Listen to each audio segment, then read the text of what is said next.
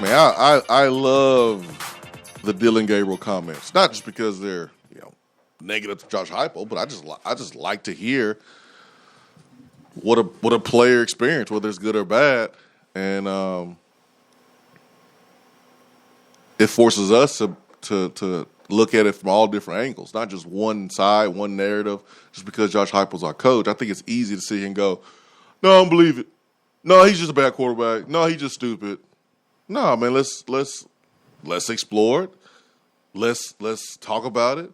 Let's take his comments and put it in our back pocket and see if we have to apply it moving forward. Like, Tennessee played one game.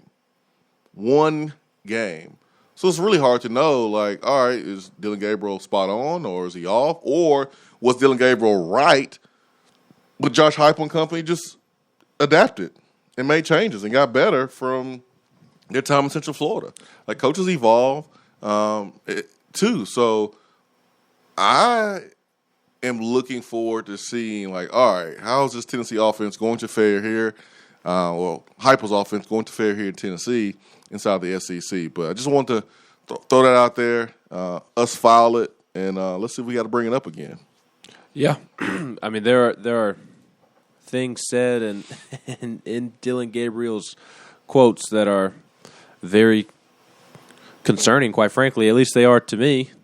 I mean, how can you not read that Gabriel thought that in 8 of the 10 games he was told going in that the defense was going to be one way, and he trots out onto the field, and the defense is in a different scheme, different alignment. In 8 of the 10 games. I mean, if that's true, then that's a huge concern, a real huge concern.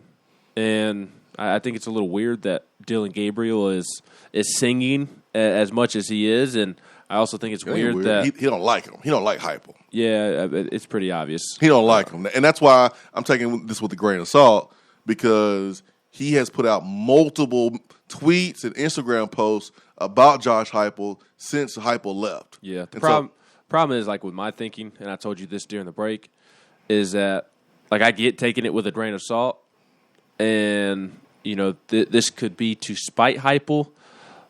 But just because he's in his feelings and salty and trying to throw shade on purpose doesn't mean that he's wrong. No, he could be doing all this extra stuff and still be 100% fact, and that's what concerns me. Yeah, well, I'm taking it with a grain of salt because Tennessee's only played one game. Yeah, and so I'm putting it in my back pocket and I'm filing it away just in case we have to bring it up right now, knowing that he was a little upset about how Heupel left. And he's having these comments, because I've heard anything else from any other player on Central Florida, no offensive player.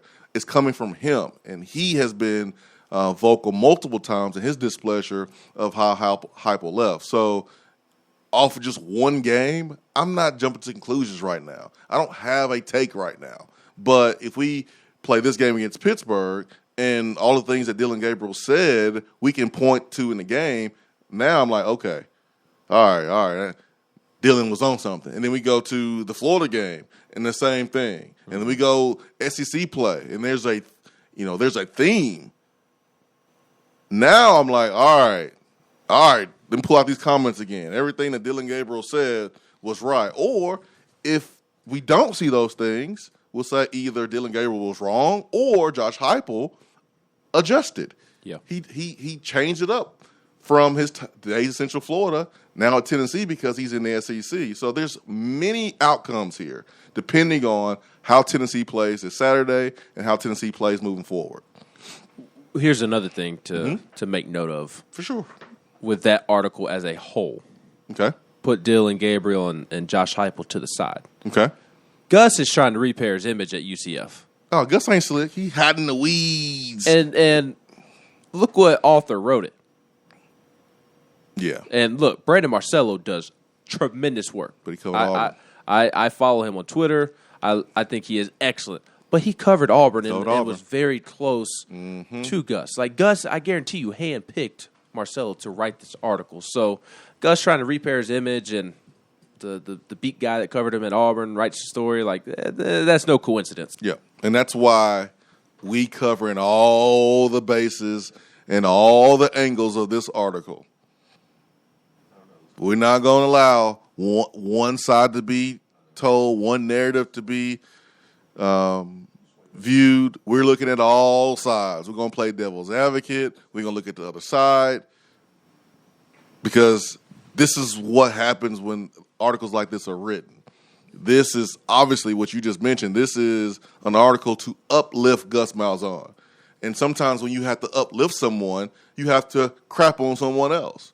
And the person trying to be that's being crapped on here so happens to be our head football coach and Josh Heupel in their attempt to uplift Gus Malzahn. This is journalism 101. This is how it happens.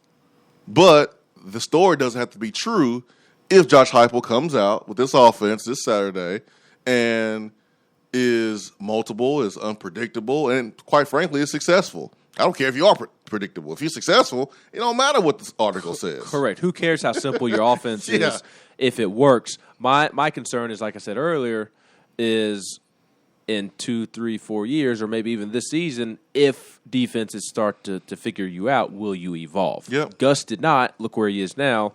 Hopefully Heupel does evolve, because that day will come. It will. And this is why you got to get better players. Let's go to the phones. Phone lines are humming over there. Let's get the Volstorm. Volstorm, good morning. I would like to order some Bernie Mac with some dead hot wings and some fries, please. And a side of banana pudding. I answered the phone. And a side of banana pudding. That's right. I answered the phone, and Volstorm said, "You think Deadhead will deliver this early this morning?" I'm with you. When do you get Deadhead to deliver to the studio? They do that, I'll be on my way over. I got directions, man. Go down I-40, turn straight. We're booked. Right. We're booked. We're to capacity, social distance, and those rules and everything. We're booked. Fire marshal said we can only have so many people in here. That's right.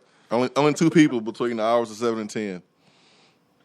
Hey, Swain, did anybody ever complain about how simple the offense was for the 2001 Miami Hurricanes? Nope. One comment that was constantly made through that season was, you know what they're going to run, you just can't stop it. Yeah. Yep. Like, remember Alabama with Tua? You knew they was running RPO. Yes. You just couldn't stop it. You don't have to have a complex scheme in order to be effective. So, as far as the comments from the quarterback down at UCF, I mean, haven't we all learned a lesson about, there's some truth in it, but it also depends on the circumstances? Mm-hmm. I mean, how many comments did we hear from Cincinnati fans prior to Butch Jones getting here? Oh, a lot. And they said that, he's full of slogans, you're going to get tired of it, blah, blah, blah. And what happened? We did. We did.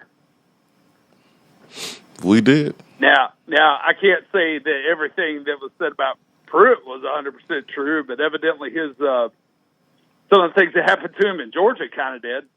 Yeah. Yep. I mean, the point is, this offense, Josh Heupel, will either make Dylan Gabriel right or wrong. And that's, yet to be decided. We've only played one game. So what happens when you play against Pittsburgh, a better opponent, and then what happens when you play NCC play? So we'll see if Dylan is right. We'll see if he's wrong.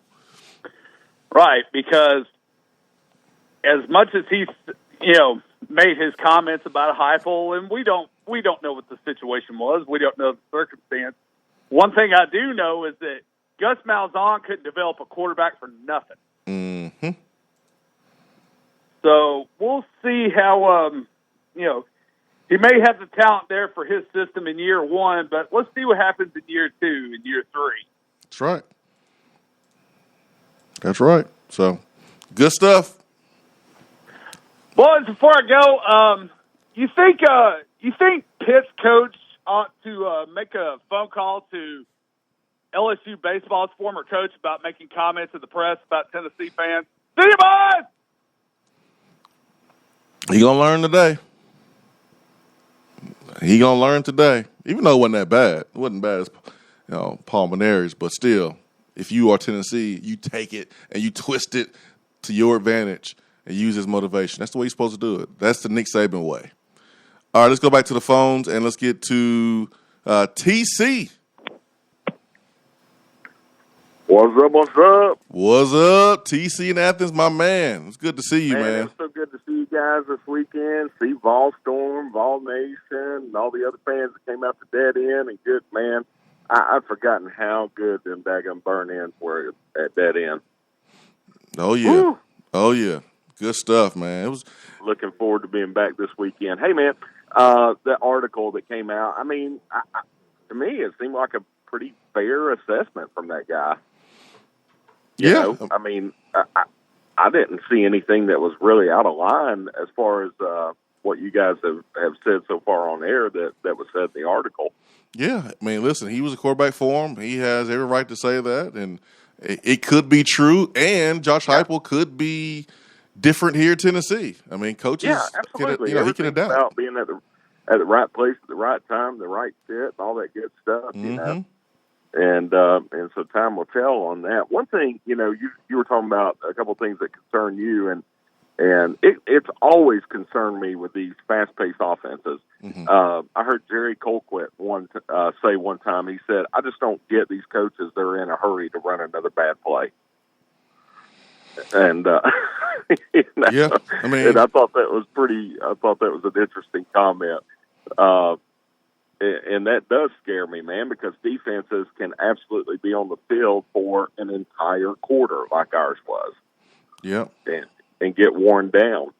Another thing I noticed that was a little bit concerning to me, and I hope they switched up this week, is that little clap to snap. It never changed the entire game. It was one clap snap. And if they don't change that up, brother, defensive ends in this league are going to tee off on our quarterback. Great point, TC. Great point. So I think that needs to change up. The last thing I want to just hit on is this stupid targeting rule that I'm so sick of. They have got to do something about that, man. I thought it was a mistake years ago when they changed the face mask rule to where everything is a 15-yard penalty now. Yep. That's stupid. You have certain things that are intentional, certain things that are not. If your hand brushes a face mask, it shouldn't be a 15-yard penalty. And I look at the same thing with this targeting rule. There are intentional targeting, targets, and there are accidental targets. And I don't understand why when, defense players are taught to go low to take out the legs. And so they start going down low, and all of a sudden the running back lowers his head, and it's targeting on a defensive player. That's ridiculous. Yep. I can't stand it, man. It's one thing I hate about college football, Turkey man, with TC. And I hate to cut you off. We got Austin Price on right now with us. Thanks so much for the phone call, TC, man. So good to see you, man. See your daughter. She is not a little girl anymore. So can't wait to have you back here in Knoxville. And let's go the Dead End and break bread again, TC. Thanks so much for the phone call, man. Let's go to the phones again and talk to our guy, Austin Price of VolQuest.com, who joins us each and every Tuesday. His time is brought to you by Jennifer Morris with Keller Williams Realty, who was also there at Dead End Barbecue with us, having a good time. AP, good morning, man. Was that former Vol Todd Campbell? Oh, no, that was TC in Athens, man. TC in Athens. Legendary TC. I think it's some former Vol had TC as his initials. I do remember Todd Campbell, though. Yeah, man. So we were talking about this offense. Dylan Gabriel's comments to Brandon Marcello over there, 247, and we understand that the old place is going to have some not so flattering things to say about the coach leaving, and then the new place will be happy about the new coach coming in. It's kind of par for the course. And Tennessee has the opportunity to either make Dylan Gabriel's comments right or wrong about how they play an offense. Offensively, AP, what do you think the biggest area of improvement needs to come from game 1 to game 2? Well, I just think, being more consistent, cleaning up the little mistakes, Jason. Joe Milton wasn't perfect. Neither were the receivers. I thought the offensive line was really pretty good. I mean, they had a couple of silly holding penalties that I think you can clean up. Obviously, we know the running backs were on point last Thursday night, but just little things. Again, everybody's so quick to make a snap judgment. I mean, there are threads on the journal's quarters, Heupel's butts on the line. I mean, TC's talking about claps. I mean, I think Heupel knows that there, you can variate that. I mean, they were playing Bowling Green. Yeah. And I just, again, the quick judgments of a coach off one game, a quarterback off one game, that might be who they are. Okay? That might, but you don't know that based off the Bowling Green game. Like, let's play the first month of the season. Yep. Then decide. It just always cracks me up. Everybody wants the 85 Bears defense, but I'm telling you, you look on Twitter, you look on message boards. Halfway through the second quarter, everybody is ripping the defense. They gave up 6. They never gave up a touchdown. I mean, now the reaction. Well, what was Bowling Green? Okay, they did what they were supposed to do. Like, everybody wants the 85 Bears defense and the 2000 Rams offense. Like, it just seems right now the most unstable program they've ever been in their whole program history, with all the investigation and the turnover and the transfers and the new transfers in. And it just, I mean, I guess I just don't understand what people thought was going to happen. I guess everybody just thought they were going to run. I picked it 52-17, which is a 35-point win. They won by 32. So it was a different version of the same thing. They didn't score as much, but they didn't give up as much. I don't know. I guess just I don't understand why there's this rush to judgment on everybody. It always just it baffles me. And again, they didn't play their best game last week. But look around college football. There was a lot of teams that didn't play their best game last week. And lost. Yeah. Or barely won. Yeah. Yeah. I'm not saying Tennessee's beating Pittsburgh this weekend either. I'm just saying let's take it one game at a time. Like, nobody's anointing anybody anything. Let's just see what they got and see what happens this week. See if Heupel makes the adjustments, can get improvement out of Joe Milton this week. See, if the defense can continue to play well. I mean, who knows? The offense may play lights out this week, and the defense may not be very good. If it's like my golf game, whatever part I'm trying to work on to get better, when it gets better, some other part of my game falls apart. So, I don't know. I'm on my soapbox this morning mostly because just the comments I see, I'm just like, I just don't understand. Like, let's let it happen a little bit before we lose our minds and, rip on Joe Milton and rip on Josh Heupel. And I guess I just don't get it. But again, I should get it. I've been around here through 50 different coaching staffs. I just thought, with the way the offseason went and kind of the wait-and-see approach everybody had with this team, I guess I gave everybody too much credit for wanting to wait and see what would happen instead of just diving head in at the first incompletion, the first, sign of, average to below average play. Well, it's about balance, Austin. It's about balance. It's never black or white, somewhere in the middle, but it's about balance. Like, there's no question that adjustments need to be made. That's what every team. No doubt they can be better. Yeah, every team in the country, first game of the season, like every season I played Tennessee, you come back after the first game and you're correcting everything. It's the best time to do it, right? It's where you make your biggest improvement. There's no doubting that. But again, it's about balance. There's a difference between understanding that corrections have to be made from, oh my gosh, this team is this is wrong, that is wrong, that is wrong, everything's wrong.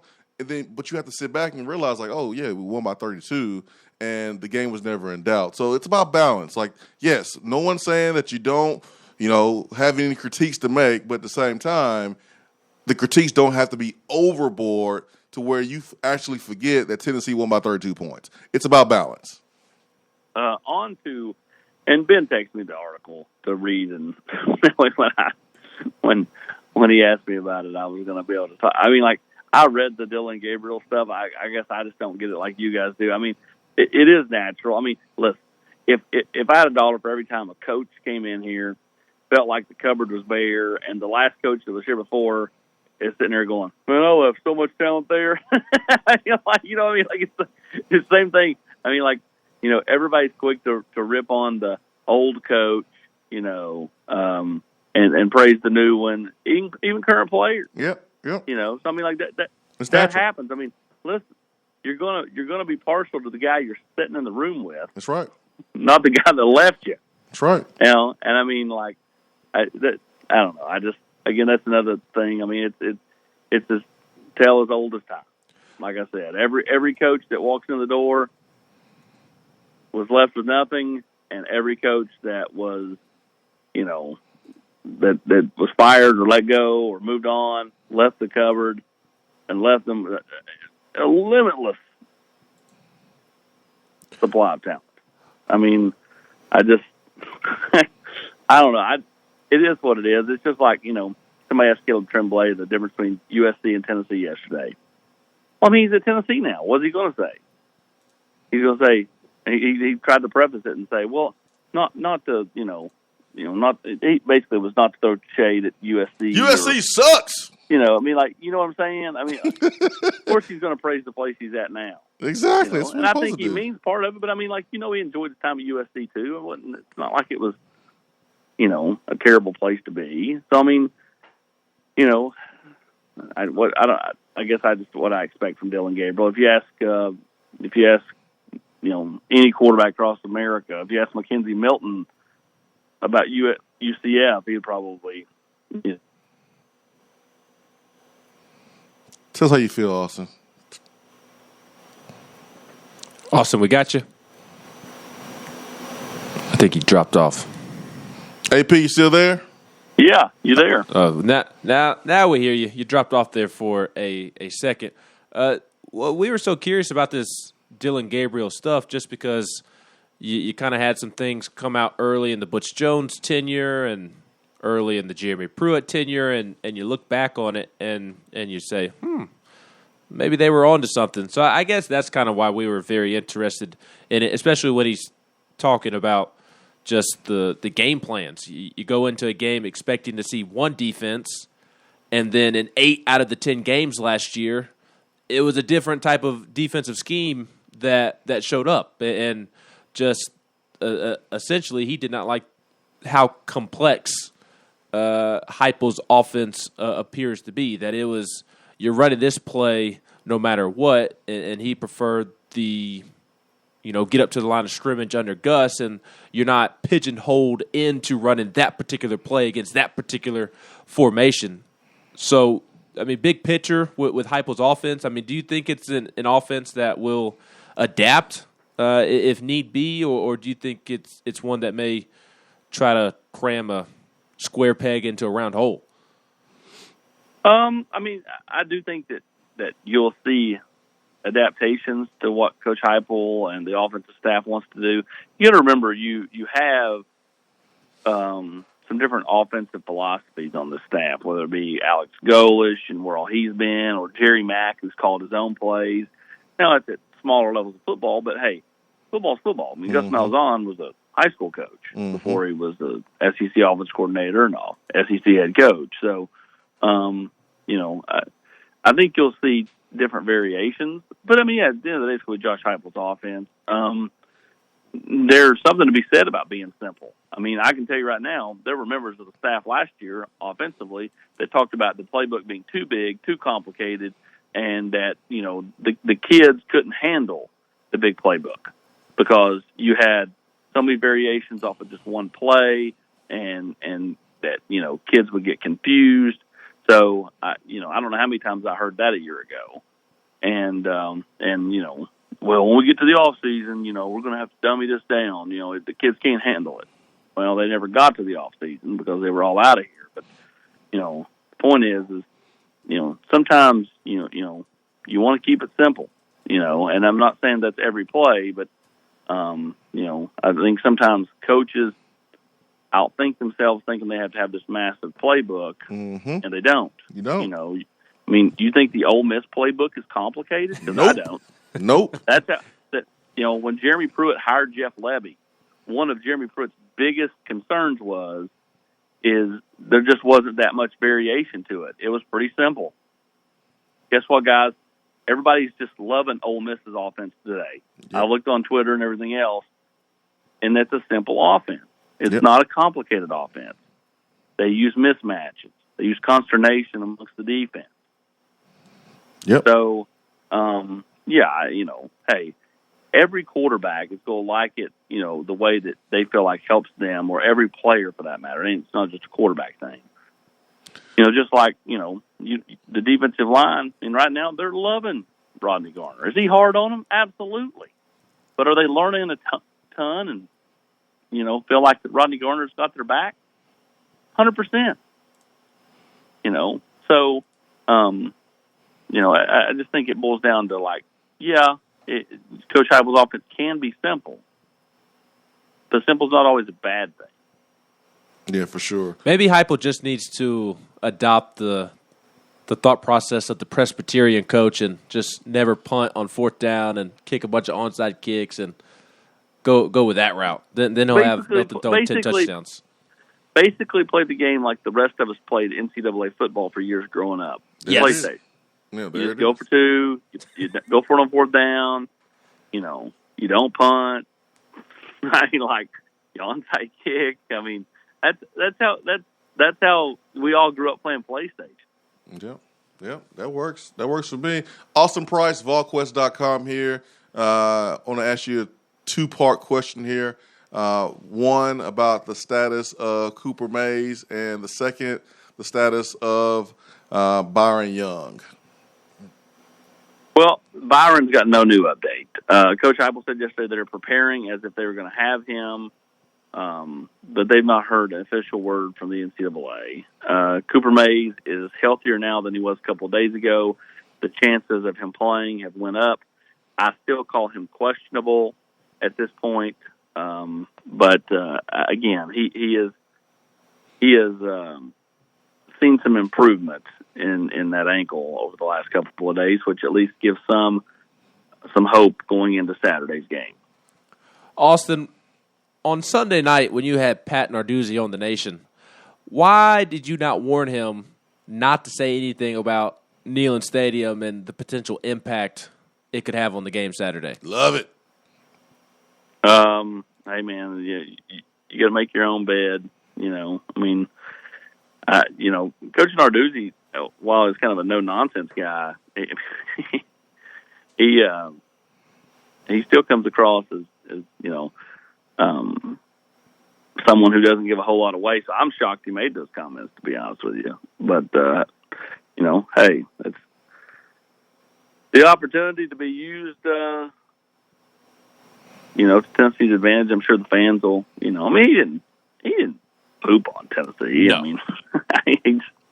He just said, hey, in any game we've been in before with loud noise, our guys have handled it. I'm sure we will handle it fine this time too. So, we'll see. Again, a lot of that depends on how you get out of the gate and how Tennessee gets out of the gate. Mm-hmm. When you go back to that the 06 Cal game, Jason, the game you were a part of, had that 65-yard touchdown.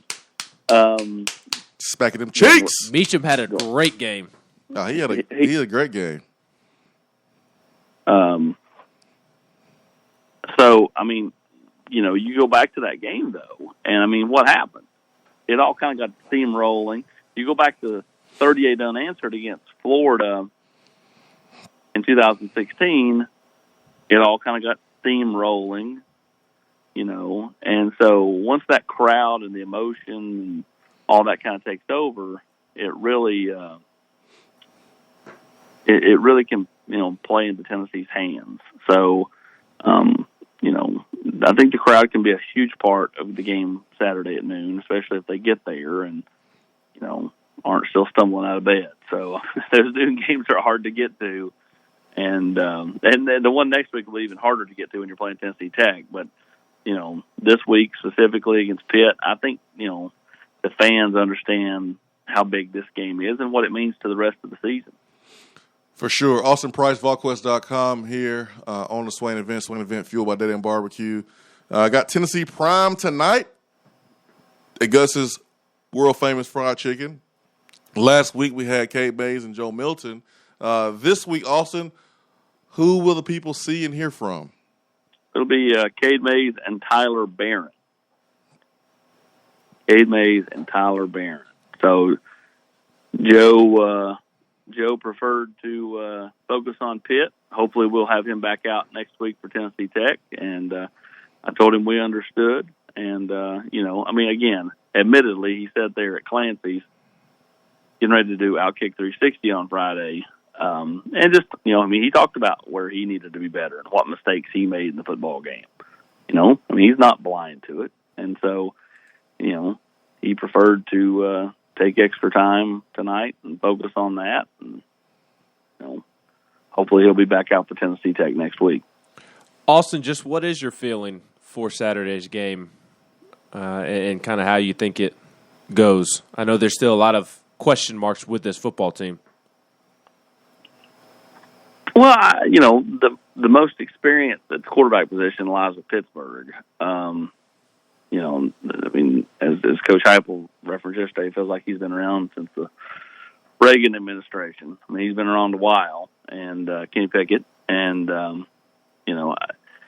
Pitt's lost some key players on the defense from a year ago, but still have some really solid players. I think it's going to be a really good football game.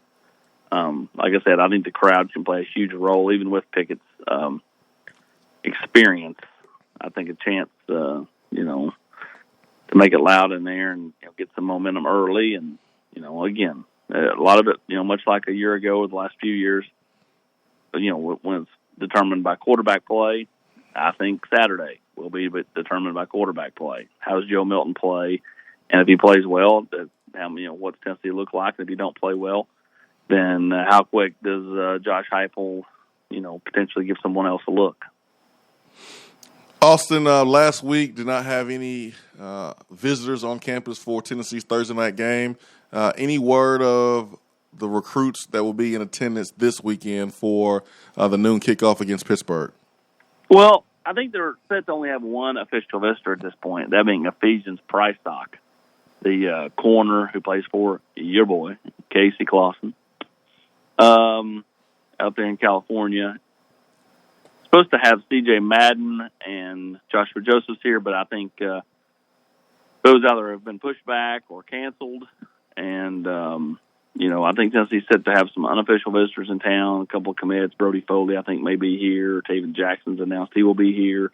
Some 2023s like Ethan Crisp out of Mount Juliet, Bryson Sanders out of Chattanooga Baylor, also set to be here. So, you get back to a Saturday, it becomes more normal to have recruits in. Just Thursday's just too hard with, games on Friday. Kids can't. If you're close, it's one thing, but if you're not close, which most of them aren't close, it's hard to be like, say, Coach, I'm going to go away the day before the game and go watch a college football game, but I'll be back tomorrow.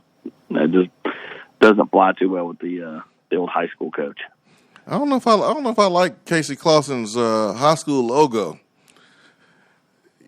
Looks like the Braves logo, though. Is that why you don't like it? It's close to the Alabama logo. It's close to the Alabama script, but what colors are they? Crimson and yellow. That's an interesting color combination. Austin, but he slashed Alabama, so it don't matter. That's right, the Iceman. Austin, am I the only one that feels like it just doesn't seem like there's a lot going on in recruiting as it pertains to Tennessee right now? The defensive side of the ball, seems like they could use several more bodies. Do you think it's maybe a lack of recruiting on Tennessee's part, or maybe waiting to hit the transfer portal at the end of the season?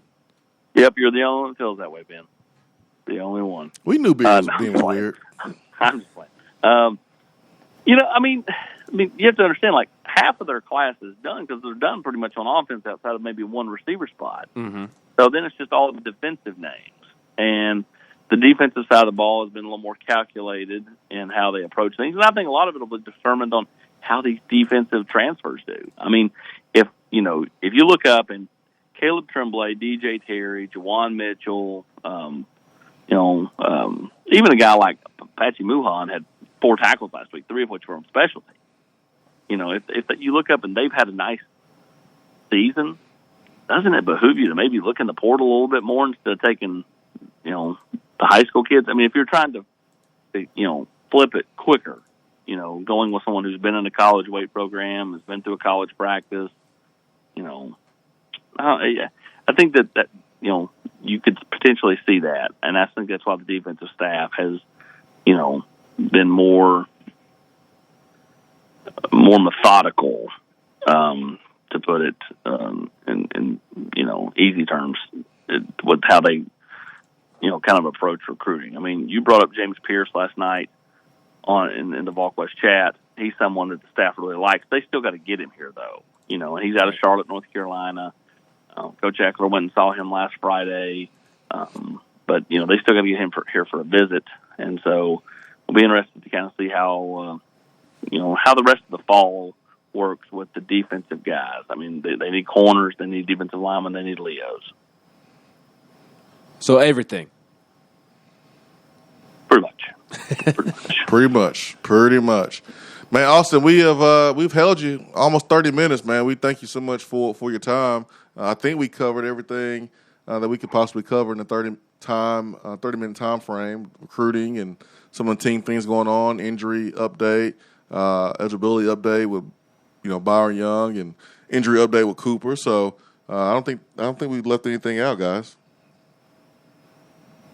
Sounds good, Jason. All right. Anything for you, buddy. Well, I appreciate that, man. Tonight, Tennessee Prime, it either be Austin Price or Brent Hubbs and myself with the Tennessee players, man. Austin, did you taking the night off, or we got Hubbs?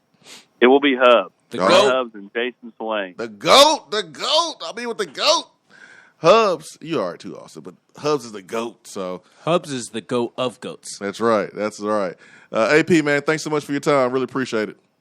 Sounds good, guys. Appreciate you. Austin's Time is brought to you by Jennifer Morris and Keller Williams Realty. Her telephone number is 865-257-7897. Or if you want to give her email, a shout over email, you can do that. Her email address is jennifermorris865@gmail.com. Keller Williams Realty, 865-257-7897. Again, if you're looking to buy, sell, or invest in real estate, Ben can tell you all about that process. He's moving into his new house, and Jennifer Morris helped him with that process. So we don't just talk about it, we bees about it. That's right. Here on the Swain event. Speaking of goats, Jennifer Morris, the GOAT of Knoxville Realtors. For sure, man. She's awesome. I love me some Jennifer Morris. Ain't no doubt about it. Was more than willing to help in any way possible, not only in terms of trying to find homes to look at, but even when you sign on the dotted line, that's not the last you hear of Jennifer. She offers her husband's white creepy van to help move stuff over, and those are her words, not me making fun of her. Those are her words. I've seen the van. Is it white? Is it creepy looking? Yeah. That's what she calls it. But he hikes. Yes. He hikes, and he has like a bed in there to where like he Camp. Yeah, he camps out a lot. So Yeah, she'll offer the van up to help move, the white creepy van as she calls it. Yeah, man. She'll send pizza over your first weekend in the new house. The GOAT of Knoxville Realtors for sure. That's hilarious, man. That's hilarious. All right, let's get to the phones. Who we got? UCLA Rusty. Really, Rusty? We doing this already? I did not say that. Ben came up with that. Hey, man, UCLA with the sissy blue shirts Hey, handle business against LSU. Made Orgeron look like an idiot. Gina actually last night walked in the room and handed me that she had ordered me a sissy blue UCLA T-shirt. Man, I love it. Hilarious. I may need to get one. I thought that was funny because like LSU is purple. And so, like, I know. we got a lot of He purple. was wearing a purple tie. Yeah, like, so, like, I got 3 girls, and my youngest 2, we got a lot of purple in our closet over here. So I just think calling a color sissy is weird anyway. So, Well, I mean, purple is one color they wear, and the other is like yellow, the color of surrender. Purple is the color of royalty, but still, like calling another color sissy when you wear purple is just something else. Even though purple is not a sissy color. So. The crazy part is we actually could understand him. Golly, that's the hardest part. Well, I mean, to believe is that we actually all could decipher what Ed Orgeron said one time. Yeah, this might be his last season though. LSU. He's on the way out. Hold on. We need to bring something up in that football game. Sure. That we have not spoken about within the first 2 days of the week. Okay. LSU's quarterback tried to outdo Eric H. with the behind-the-back pass. Oh, my God. He backhanded it. He didn't like underhand throw it like he's pitching a softball game like EA did. He backhanded it like no look, like he was Magic back in the '84 finals. He was in LA. He thought he could be like Magic. I mean, I'd never seen a quarterback do something like that. I mean, God, I don't care who the. Only Patrick Mahomes can try that. If you're in college, you're benched for the next series, possibly longer. Yeah, Brad Johnson in the stands lost his mind. I'm pretty sure. That was my first thought. Brad Johnson gonna treat his son like Mr. Tungavailoa treats Tua. Oh God, he gonna get a whooping when he gets home. Sit in that corner. Shut up. Turn around. Don't say nothing. What you think? Hey, try that pass. So on the offense being simplistic. Can we all agree that Bill Walsh knew a little bit of something about offense? A little bit. Just the inventor of the West Coast offense. Right. I mean, the man kind of had it together when it came to offense. Back in the day, he talked about the fact that they ran 4 plays. They ran 4 offensive plays during the Montana years, the 80s when Walsh was really had the Niners rolling. They pretty much ran 4 offensive plays. They changed formations a little bit, but the concepts were the same. 4 pass plays, 2 run plays. All they did. Yep. That doesn't seem real complicated to me, but they did it so good that it didn't matter. Exactly. That's really what it comes down to. Exactly. Execution. Exactly. Yeah. Hey, so Ben came up with the UCLA royalty. He said that. I didn't say it, but I despise USC so much and always have that it makes it really easy to my West Coast team being the Bruins going forward. I know we do love Stanford. So that's more because that's where our daughter's going to go to college. She says. Rusty Chesney? No. No, you're worse than Dave Tona. I despise everybody in relationship to Tennessee. Everybody. I would never put a Gators helmet on. I would never put a Georgia T-shirt on. Nope. No, I got you. No, I got you. And when our boys in Orange come out to the West Coast and play at UCLA again, like we did twice with Peyton and twice with Andy Kelly and Crompton once, I'll be in Orange and I'll have all you guys out. I don't think Tennessee should schedule UCLA anytime soon. Oh man, but it was so fun when we used to go to the Rose Bowl or when they would come to Knoxville. Let's schedule like San Jose State or San Diego State. No reason to schedule UCLA. Fresno? Yeah, no reason. Fresno. Ain't no reason to be going way out there when you can play a sorry team right on the East Coast. Although Fresno did give Oregon a game. How about when our fellas end up in the Rose Bowl in one semifinal of the playoffs in a couple years? Now we talking. That's okay. Because that's about to happen. Get on that train, y'all. Are you talking about Stanford, UCLA, or Tennessee? There's only one team that is my team. I can support some other teams, but there's only one team that's my team, and they wear orange. All right, Dave Tona. We messing with you, man. I know. I love you, man. It was good to see you. Daddy and Barbecue Friday, man. Everybody. Yeah. It was so good to see you, everybody. For sure, man. Thank you so much for your phone call. Rusty, a true champ, drove back home to the Tri-Cities late Thursday night, got home late, and then turned around the next morning and drove an hour and a half to come have lunch with us. Really? I didn't know he did that. Yeah. God, he's weird. He did that for us? Rusty is weird. There's no doubt about that. Why would you do that, Rusty? We're not that important. Gina's been rubbing off on him too much. Yeah, Gina's good, man. She is awesome. All right. Text box time before we wrap up today's show. Big Orange J says, does JT Daniels still win the Heisman if he can't throw touchdowns? If his team's winning, no. he's gonna be in that hunt. It don't matter. Go ahead and hand the Heisman to Bryce Young. Oh yeah. Hand the national championship trophy to Alabama. Yeah. I told Sway this after the show yesterday. I just don't even see a team getting in Alabama's way. Nah, I don't either. I hate it too. As long as Georgia don't win, I don't care. LC Vol says at least AP didn't piss him off like he did Mark Stoops on The Nation last year, talking about Pitt's coach. Vol Storm says Austin's going full get off my lawn this morning. I love it. Fake Bob Kessler says, what position group do you think? Do y'all think that we have the advantage in against Pitt? I like Tennessee's defensive line going up against their offensive line. I don't think it's a clear cut advantage, but I would give Tennessee the edge. I think Rodney Gardner's going to have those guys coached up. I think Matthew Butler is playing the best football of his career. Elijah Simmons, hard not to be excited about him. Jaquan Blakely getting in there, making some plays. And then you've got Tyler Barron, Roman Harrison, hopefully Byron Young off the edge. I would especially give Tennessee the advantage in that area if Byron Young is somehow eligible.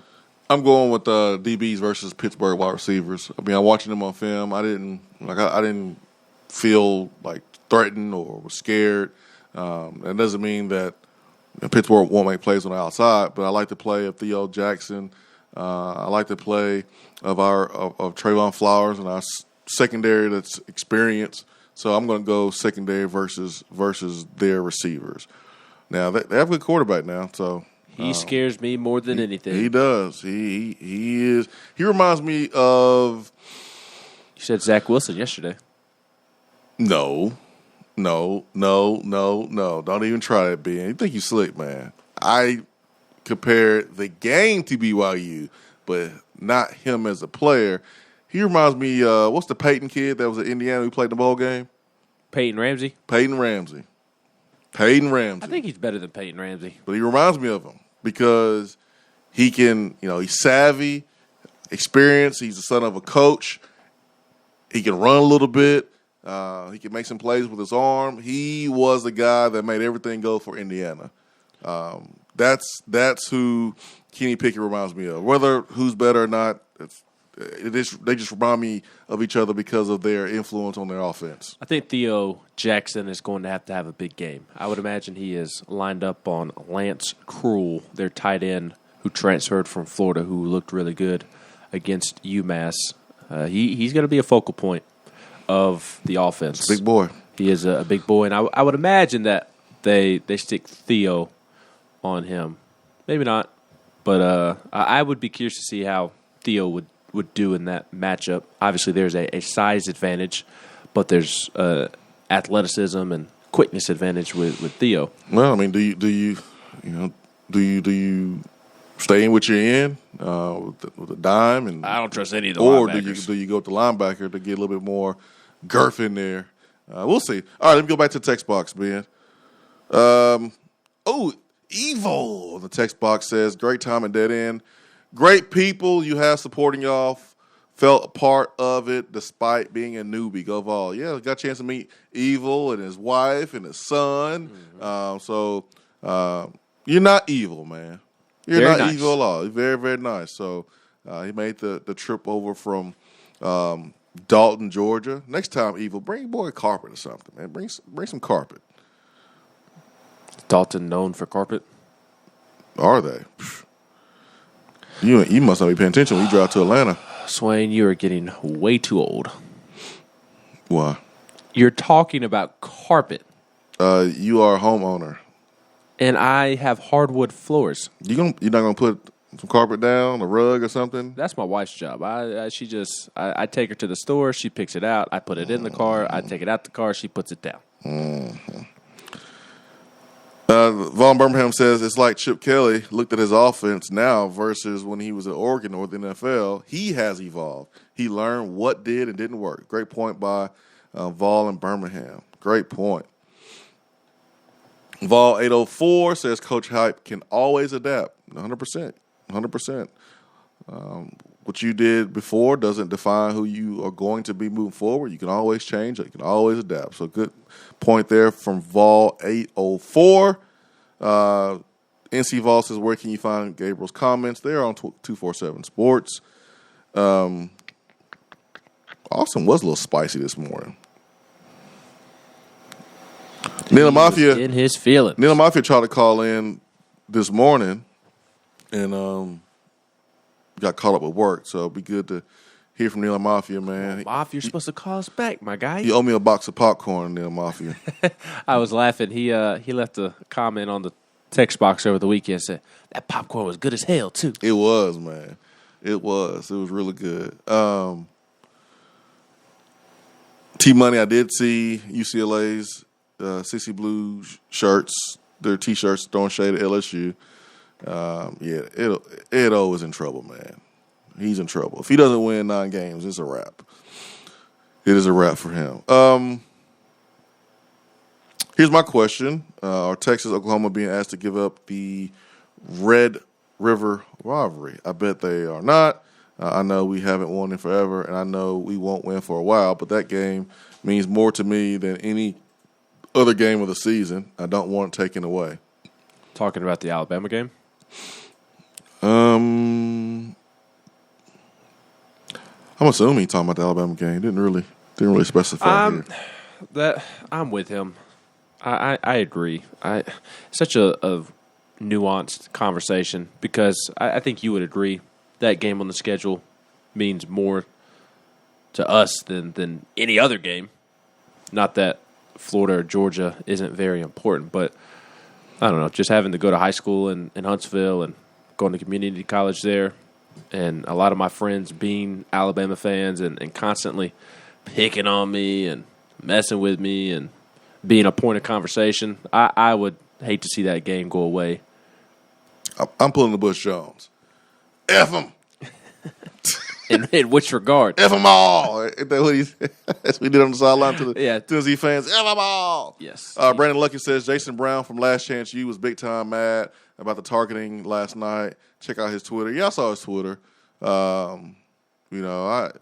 agree with the call, but man, I think Coach Brown, I think it's the reason why he ain't coaching right now, man. He was lighting people up, man.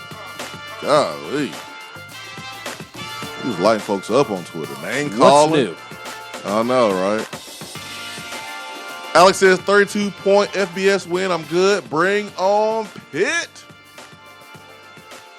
I know these receivers better get ready for a physical matchup on the outside. Better be ready to catch some contested balls. Big opportunity for Tennessee wide receivers and the offense. There's some plays out there to be made, but it's all about the preparation. All about the preparation. How do you prepare this week? What habits are you creating that you're going to execute and show on Saturday during the game? It's all about the preparation all the time.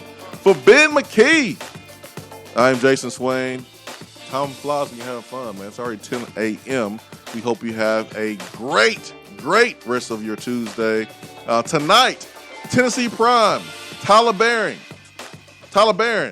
K. Mays. All about the trenches today at Gus's Fried Chicken. So hope to see you out. If you are not going to be there in attendance, a couple different ways you can view the show. Swain Event YouTube page, VolQuest YouTube page. You can follow VolQuest on Twitter, follow Swain Event on Twitter. It will be all right there. Facebook Live for Swain Event. So make sure to get locked in. We will podcast everything. If you miss any part of today's show, that podcast will be up momentarily after the show. So have a great day. Peace and love. We are out. Swain Event, fueled by Dead End Barbecue.